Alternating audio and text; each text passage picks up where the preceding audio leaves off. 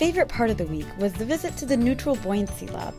Just witnessing the enormity of the pool and space station mock-up made us realize the complexity and rigor it takes to be an astronaut. The most interesting fact was that astronauts must dive 6 hours at a time, multiple times a week for 2 years to complete their training. Hello, my name is Laura Sarmiento, and I am a Haas alumni from year 2 of the program. I currently am a flight project manager and experiment support scientist with the International Space Station Medical Project in support of NASA's human. Laura was a very helpful resource in our PDR presentation because of her psychological background.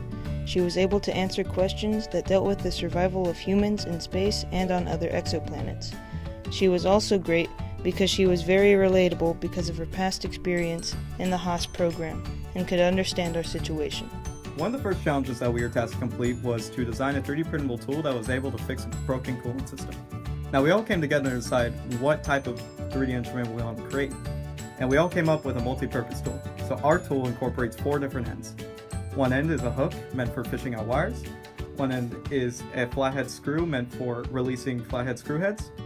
Another is our version of an adjustable wrench, which has varying different sizes of all types of screws, as well as the last one being a releaser for the hex head.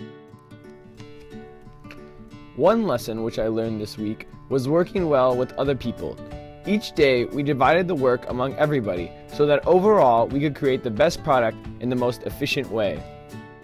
We really learned time management here. Coming into this program, we all expected more time to work. In the future, we will be much more prepared to work under time constraints.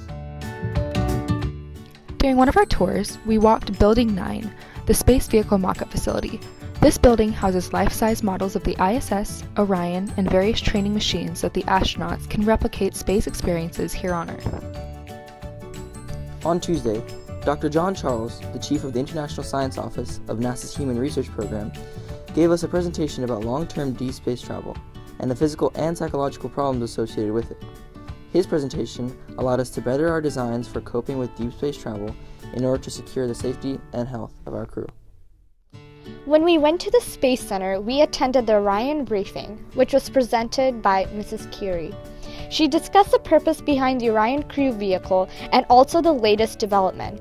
This gave us insight into how the vehicle will launch, land, and protect the crew. We went over several different designs for our rover, such as a narrow or wide base, and motorized or static arm. Eventually we decided that a wide base with a static arm was the most efficient and cost-effective option for our rover. After testing our rover, we learned 3 things as a team. Number 1, how vital communication is. 2, how different it is to remotely talk to a person operating the rover. And 3, how valuable practice time is. Our job in the PDR was to seek out the dangers and the physical and psychological needs of astronauts in Mars to overall determine a way for living beings to live and survive. To do this, our team was tasked to build the laboratory and the greenhouse. Then we also presented 3 obstacles astronauts may encounter along with the solutions. These subtopics include issues in climate, nutrition, and exercise, as well as the recreation and interpersonal relationships.